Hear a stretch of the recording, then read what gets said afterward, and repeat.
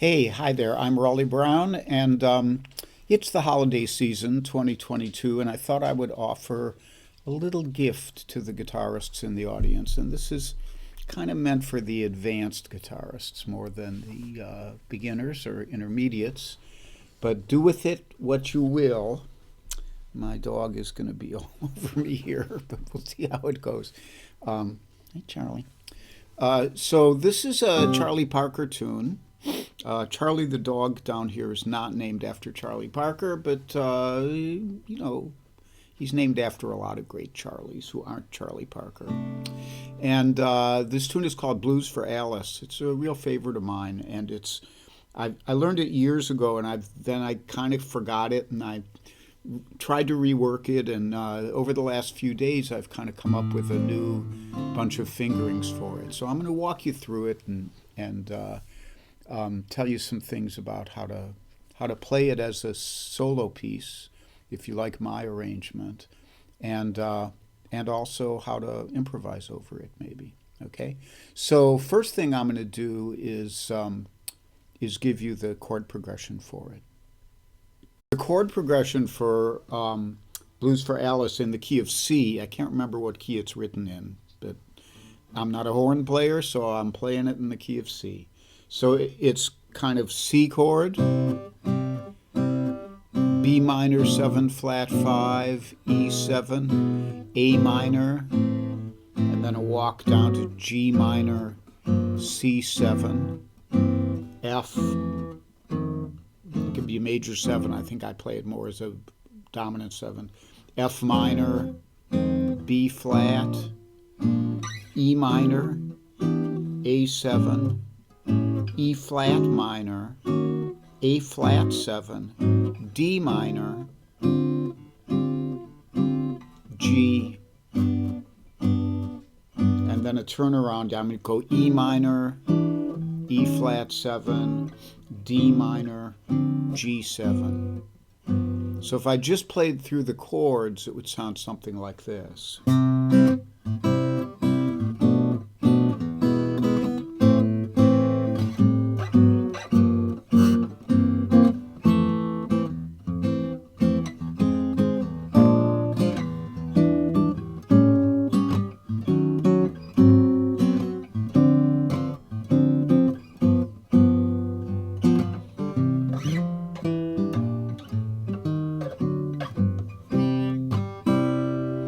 And then we're going to go next, and I don't even know if I can play it at speed, and I certainly cannot play it at Charlie Parker speed. We turn it into a kind of ballad, and I'm going to try to do a version where I can get through the whole thing for you.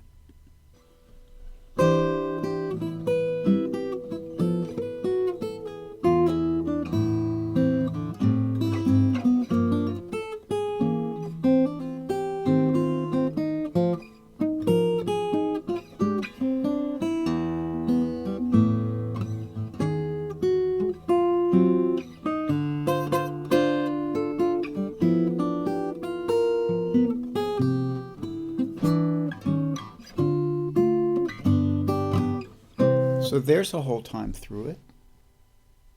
Start to dissect it a little bit. And so my arrangement of it, it starts with a C with a 9 added. And then instead of going, I use the open E string. So a lot of times on fingerstyle guitar, just like doing it in the key of C is easier on the guitar than doing it in a horn key like E flat. You want to play it using open strings and making the fingerings as easy as possible. So it goes C add 9, C major 7, opened again, and then this is the B minor 7 flat 5. So when we played the chords, we did this. So here it goes 3 4 3 5 fretwise. And then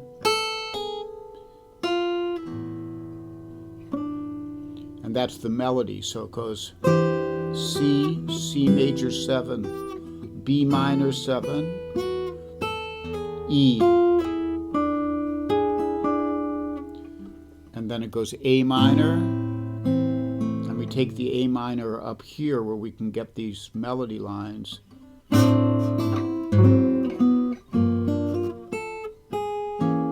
So there we have A minor,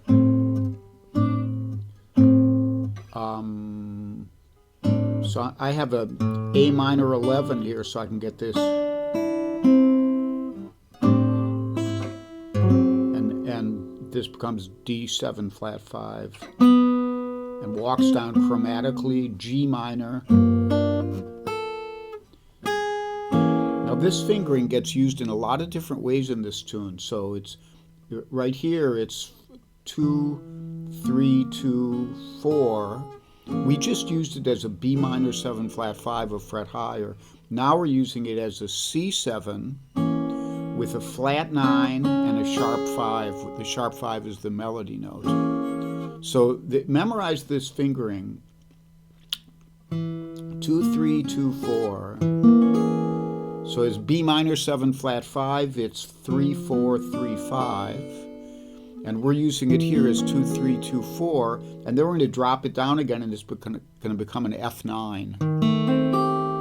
So that sounds like this.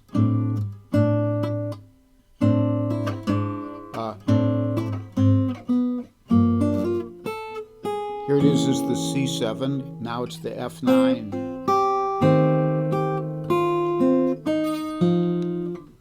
Here's your F.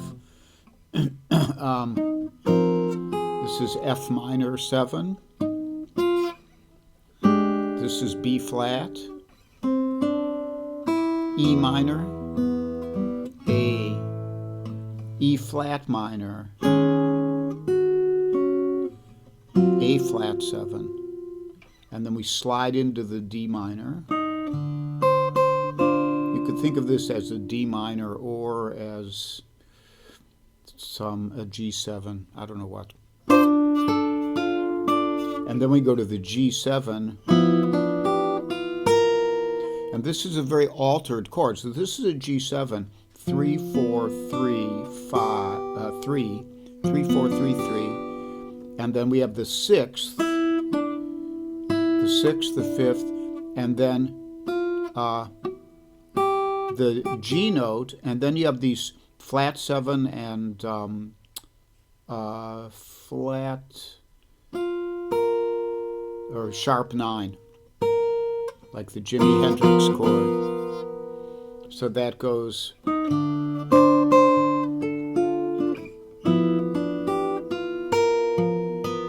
and then we pull down to the C. I do a kind of D minor down to a G, towards a G7, and then I go D minor, and then a G13. I just play this much of it. You could get the bass. So that whole, I'm going to do this kind of in slow motion now and walk you through it. C, C major 7, B minor 7 flat 5,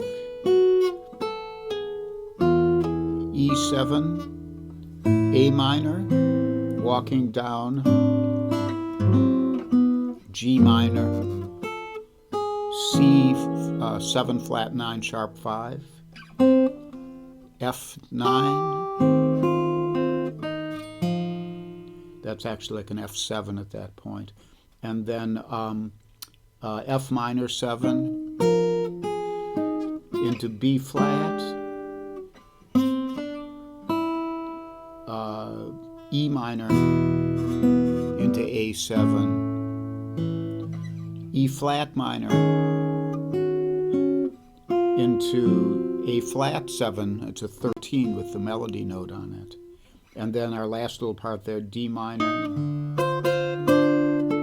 G, C,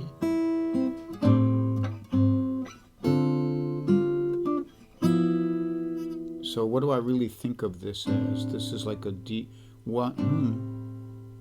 A minor into D, and then D minor into G. Not an uncommon turnaround in a blues number. So that's the breakdown of my arrangement of it, and I'll try and do it again for you slowly and see if I can get it on here.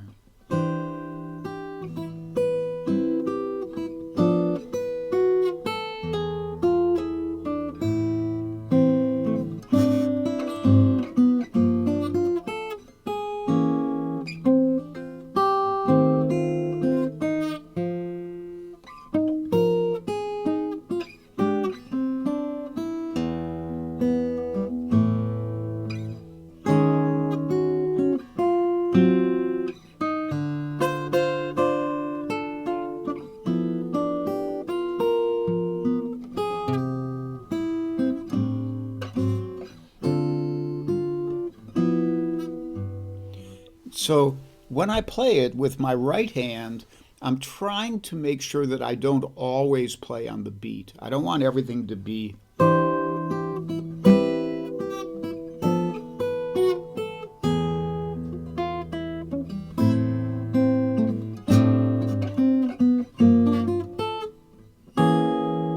So I try to get some syncopation in there. Sometimes I can find a way to have the syncopation actually sound better and be easier to play. So for example, on the E flat,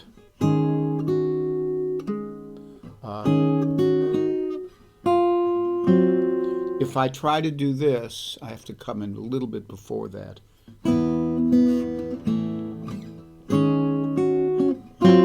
If I try to get that, it's hard to get the fingering there in time if I'm playing at speed. But if I just get the melody note and then play the chord, it's like two for the price of one. I get this nice syncopation, and also it's easier to do. So it goes.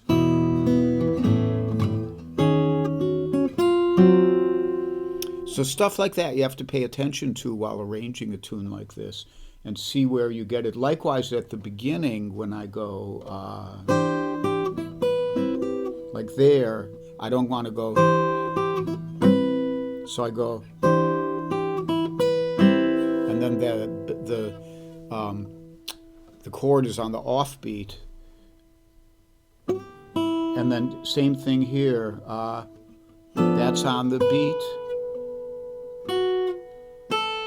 Now I don't play a bass here usually. I'll play it on the offbeat, so it'll sound something like this.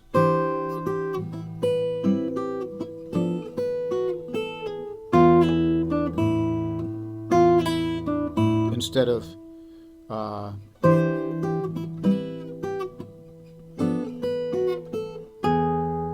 want to go.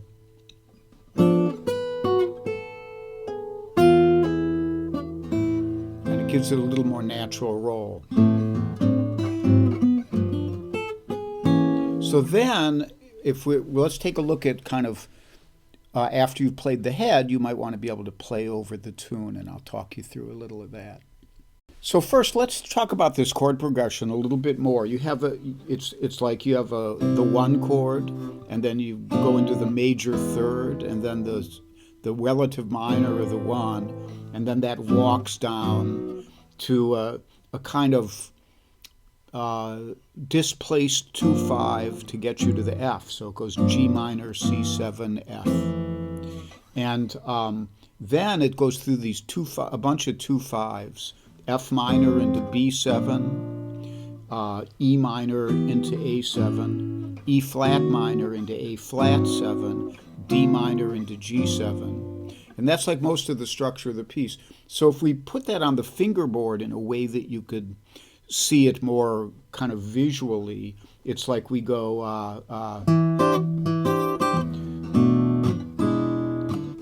and then walk down, and then we could say if we did our F major 7 up here, or F7, and then F minor, B flat, then we just take those two shapes and go down chromatically. E minor, A7, E flat minor, A flat 7, D minor, G7. So you have basically this structure.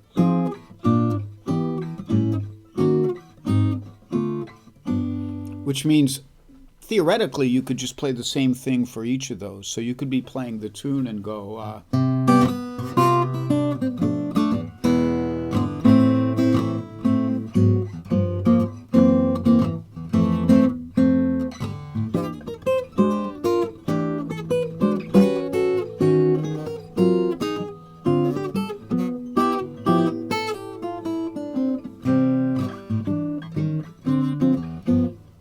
But you don't want to do that. So, but what you can do is work off of those shapes. So I could take those same shapes and go through each one a little differently. Yeah.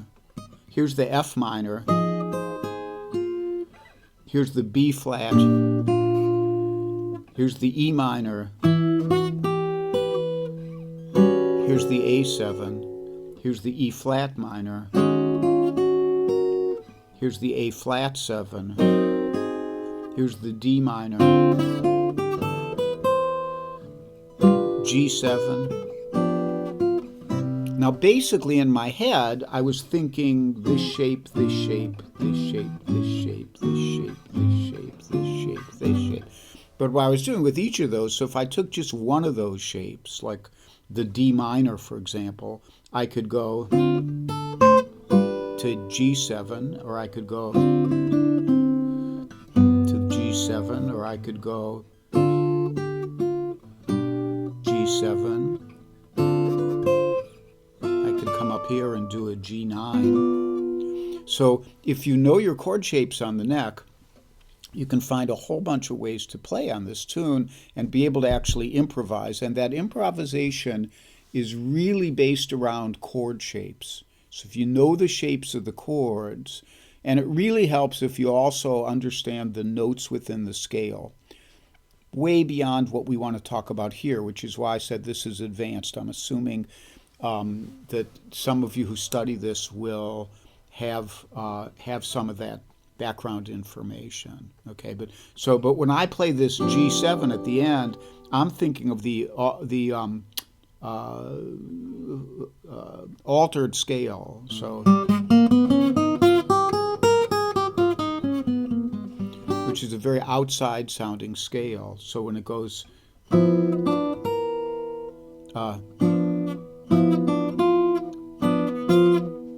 does it go? That's it. That's just like this G7 with the altered scale played over it. But in general, so if I was playing this tune, I would want to have some shapes. I could have this, I could start with this C6-9 and then go up to the C major 7, or I could go, this is another version of the B minor 7 flat 5 into the E7, the A minor to D7, G minor, C7, that's our regular F, or F major 7, F minor. And I'm just kind of, I'm basically going, but I just put some scale notes in there. And then the E minor, you get into the open position, you could do that.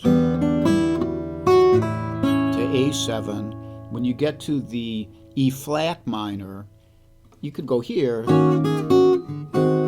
So that's E flat minor, this is A flat 7. And then D minor.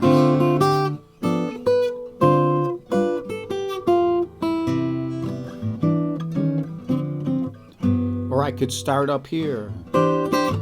That's a C major 7. This is B minor 7 flat 5 into E7, A minor 7, G minor to C7, F minor, B flat, E, A7, E flat, A flat 7, D minor. And I could do a regular turnaround, a C major 7, C sharp diminished, F minor 9, G augmented, and then just kind of play some stuff. Maybe sometimes I could drop a chord out and just arpeggiate something.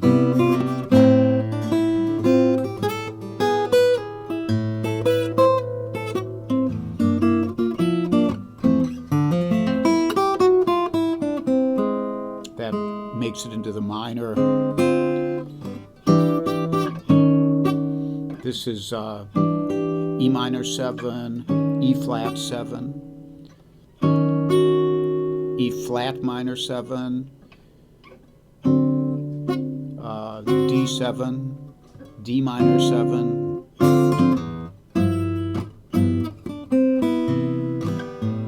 and you could have a lot of fun with this.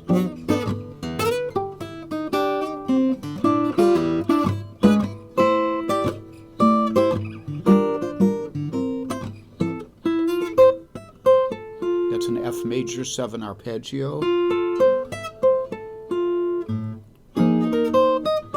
There's F minor into B flat, E minor into A7.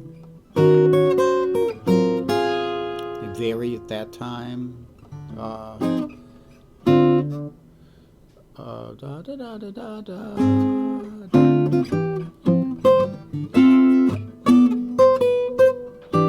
So there I went. So that in the key of C, that's a 2-chord D minor, a 3-chord E minor, a 4-chord F, 2-chord again D minor 9, 5-chord G7, and then I could walk down. I could keep this C and go. So what I did there was C with an added 9. This, if you wanted to analyze it, I just think of it as a passing chord. I keep the C and everything else moves down. And now I'm a fret above my 2-chord, which is the D minor. And then I go into the G. So I'll play through once for you, just messing around. So.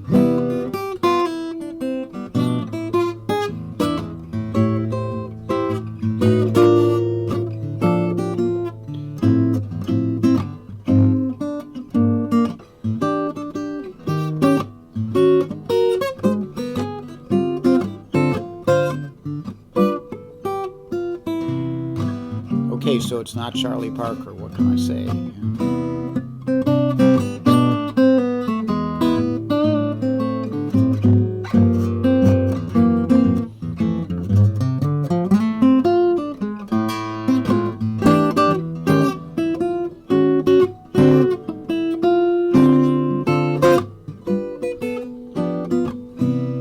Then at the end you go back to the head.